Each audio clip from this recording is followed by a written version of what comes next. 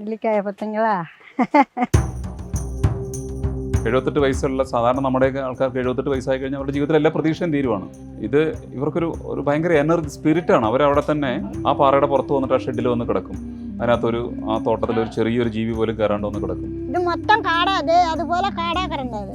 പിന്നെ ഇതെല്ലാം വെട്ടി ഞാൻ ഒത്തയ്ക്ക കളസിതാ ഇത് போட்டது.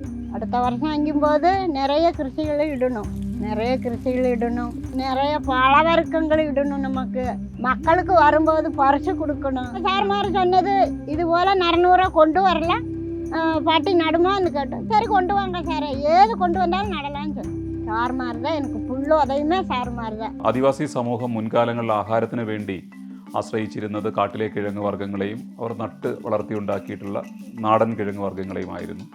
പിന്നീട് ഏതൊക്കെയോ കാലഘട്ടങ്ങളിൽ ഇത്തരത്തിലുള്ള കിഴങ്ങുകളൊക്കെ നാമാവശേഷമാവുകയും പല കുടികളിലും കിഴങ്ങുകളൊന്നും തന്നെ കാണാനില്ലാത്തൊരു സാഹചര്യം ഉണ്ടായിരുന്നു.